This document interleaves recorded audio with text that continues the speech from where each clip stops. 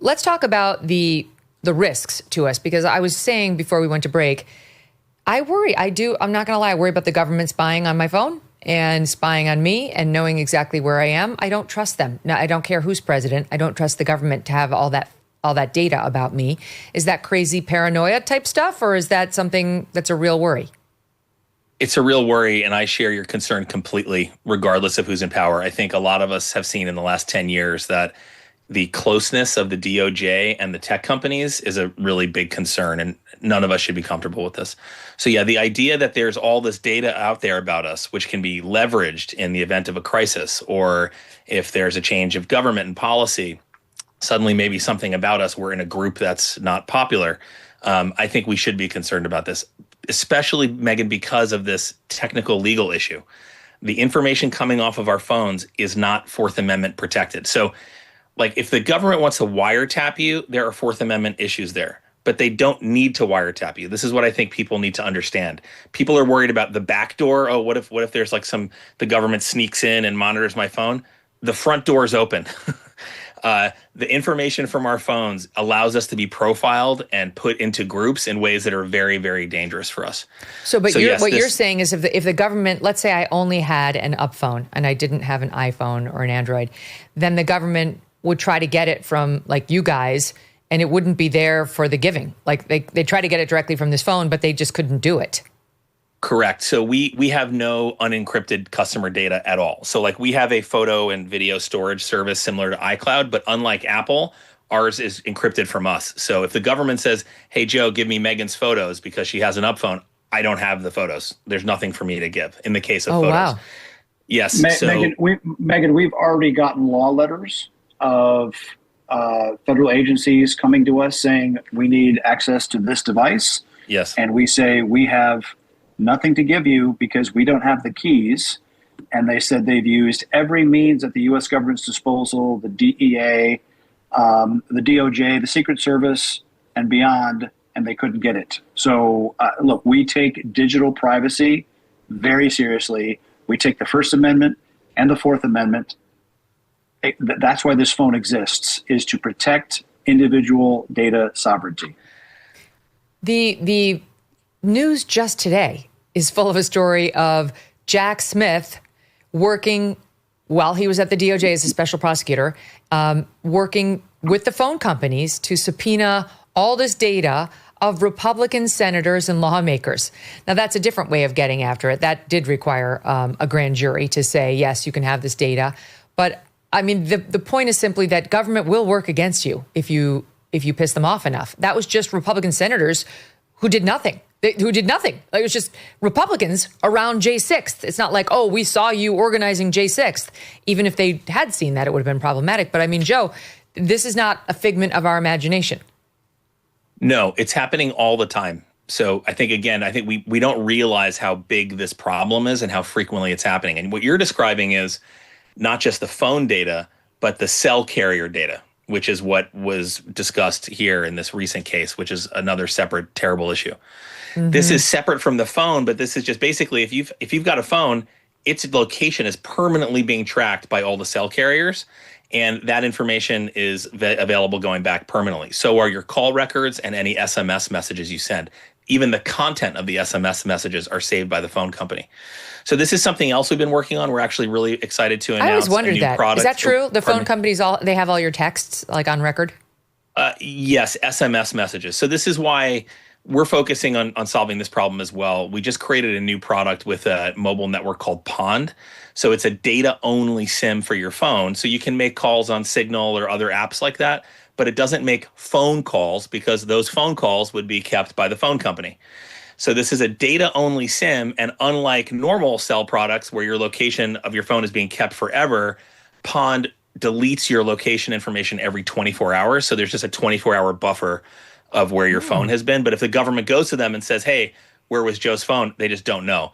So the way to think about these risks, it's like a diamond with many surfaces. And what we're trying to do is basically increase protection on each surface of the diamond.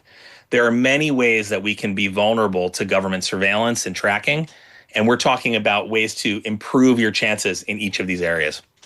Now, Eric, what if you wanted to track your kid? You know, like I know there's Life 360 and there's all the different apps where you can have your kid turn on his location services or join the app, and then you as the parent can find him. Is that something you can do on the Up phone, or is that, no, that's contrary to the entire purpose of the Up phone?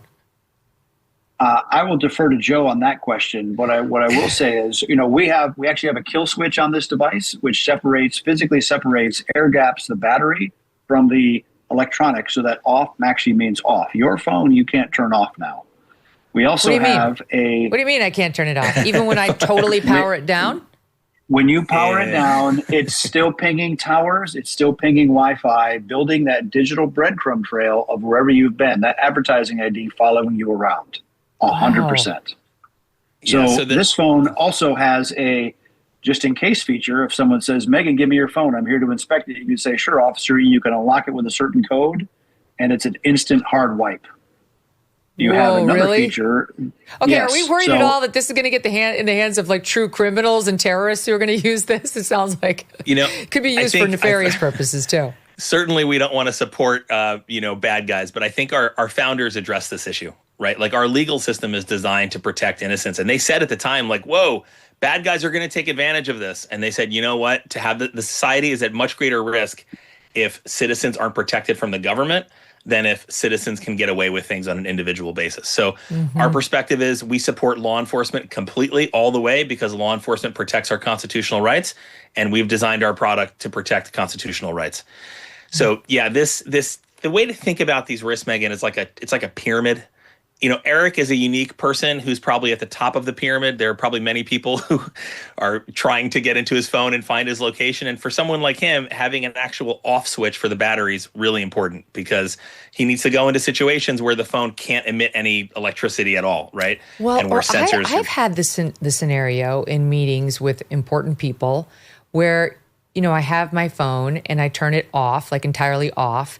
And yet you do wonder, who's in there? Is there a government in there? I mean, I've met with Vladimir Putin. I've prepared for meetings with Vladimir Putin, with Prime Minister Modi of India, like with President Trump. And I always think before these things, like, you'd be stupid if you were China or someone else not to try to go in. I'm probably an easy access point, right? Probably easier than Putin or Trump. If you could get into my phone and turn on a microphone, that'd be really convenient. So, I mean, I would love to have battery off, and no one can even potentially be listening through anything that's on me. We can even do simple things like shut the microphone off, shut the camera off, the GPS, the Wi-Fi, the touch to pay, all those features, hard off at the root level that off means off. Yes. Well, the other thing is, I always worry about airplane mode, because you see these studies every once in a while about, like, if your kid's walking around with that phone in his front pocket and he's 13 years old and he's got another, 80 years of walking around with that thing, it can reduce sperm count. It can potentially cause problems that we haven't. I don't know whether this is true, but you see the warnings all the time. You see an article about it. But if you truly have the ability to just turn it off when you're not using it, actually off, that seems much better. It's great to be able to physically turn it off. And like, we're not motivated for customers to use the phone, right? Every other phone provider is motivated financially for people to use the phone more. We have no financial interest in usage. So we want you to turn it off when you want to turn it off. We also have this feature, which I love. I think you would really like this too, which is it shows me the time since my last unlock. Oh, so that is good. I love this. And I'll tell you why this is so great. Because I have a problem. I'm a busy guy. I use my phone way too much. I have 6 kids. I have a beautiful family. My wife is the best. And I sit down at dinner and I look at my phone to see, do I have an email? How's that deal going with Verizon? Whatever, right? This is a problem for me. I love having a phone that encourages me not to pick it up. So with this feature, I put my phone in the pocket. Same thing at church, right? I go to church and I'm like, I don't want to look at the phone. But because of this, I know I'm like building up time. We call the feature time away. Instead of screen time, which is about your phone, we call it time away. It's about you. So here I get to go to dinner with my family and know, like, when I pick this phone up, it's going to say it's been like 90 minutes since I opened it. And I'm going to feel so great about that. And it really helps me and my family in my day-to-day life, right? Like, so I think your point is, pardon me. Like, you can still use everything on this phone that you could use elsewhere. Like, can I still use Google, or can I still use, X, or if I wanted to use TikTok? We have, yes, we have we have 10,000 native apps, and we also have access to all the apps that are in a Google Play Store. They're just going to behave a little differently because they're not giving you the super customized experience. So again, they're going to try, but they won't be able to. Let me clarify this issue a little bit. So what we do is, like, I have YouTube on this app, on this phone, and I sign into it, and I stream your show, and it's just like normal YouTube, right? I sign in with Google. I'm fine with this. But my phone doesn't have Google mobile services. So what we're balancing is allowing people to have normal consumer experiences with their phone without having this crazy data leakage. Mm-hmm. So to answer your question, yes, all the normal apps work, and I use them just like every day. So I use YouTube. I even use Google Maps. I turn on location when I want to use Google Maps. It's a great map product. Oh. And, I'm fine with my location being known by Google for that drive that I'm having to take, and then I turn it off. So all of the normal stuff, the day-to-day stuff, is just like an ordinary phone. The change is I'm actually using less data because my apps are not streaming all of this unnecessary information about me to third-party servers. Battery must last a lot longer. Correct. Yes. So you'll notice this. We actually have done recent tests. I don't know if this is wild. We had a cybersecurity firm compare this issue between an iPhone and our phone.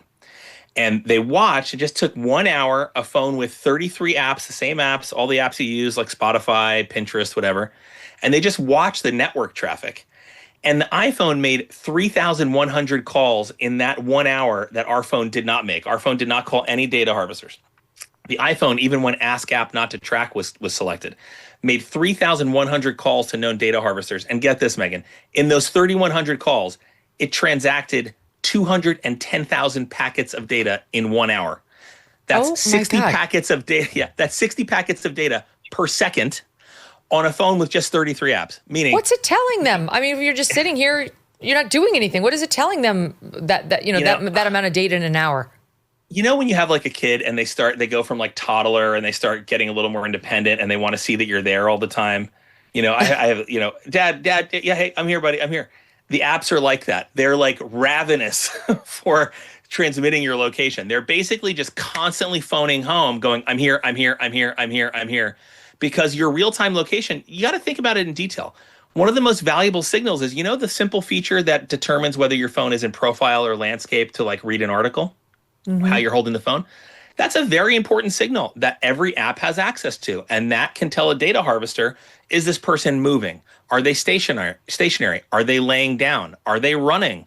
All of this is very valuable when you're building a profile. So the apps are just completely dedicated to transmitting this information to data harvesters at this insane rate. I mean, that's over 60 times per second that this test showed that these packets were moving, which is just wild. Eric, this was meant to be, given your security background and Joe's background at Apple and his growing unhappiness with working for that company. This seems like a match made in heaven. I mean, do you even have an iPhone now? Do you have a second phone that's connected to all of this stuff or no? No, I've pretty much shifted digital life fully to Unplugged. And is it working okay? You said it's in beta. Does that mean people can't buy it yet, or where is that? You can buy them today at unplugged.com. You can. Okay. So, and we're do they also have to in buy Best like Buy, Megyn. Is it a plan like you'd get an AT&T or whatever Verizon phone service? So we're on AT&T and T-Mobile and all the MVNOs. We're working with Verizon right now, but we're with those two major networks. So if you're on Verizon, you can move your number to AT&T or T-Mobile. And it just works like any normal phone. We ship them. We have a great US-based customer service support team to help you set up your phone and transfer your data from your iPhone to the Up phone. It's really easy. It takes about a half an hour. They're great, by the way. Everyone loves them. I get a million emails a day about this. So yeah, it's super easy. Unplugged.com. We're also in Best Buy, which is a great partner for us as well. That's good. Yeah. And we're also delivering to Canada and to the UK now, and Correct. soon to mainland Europe. Well, they definitely need it because their governments are way nosier than ours. And I'm not saying something, Indeed. But the UK has absolutely no respect for anybody's privacy. Neither does Canada. All right. So now you guys actually are advertising on the Megyn Kelly Show, but that is not why we did this segment. I know Eric a little bit, and I think this is a great idea. I've actually been worrying about this in my own life for a bunch of reasons lately. So I love this. It's like necessity is the mother of all inventions. Did you know gold is up around 40% this year? That's not speculation, it's reality. And if a portion of your savings is not diversified into gold, you are missing the boat. Here are the facts. Inflation is still too high. The US dollar is still too weak, and the government debt is still growing. This is why central banks are flocking to gold.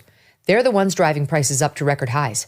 But it's not too late to buy gold from Birch Gold Group and get in the door now.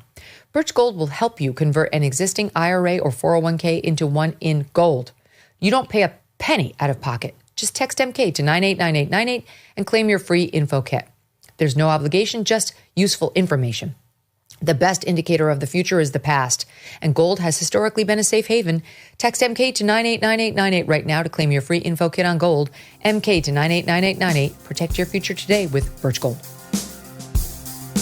Thanks so much for watching. If you like what you just saw, hit the subscribe button for more clips and full episodes.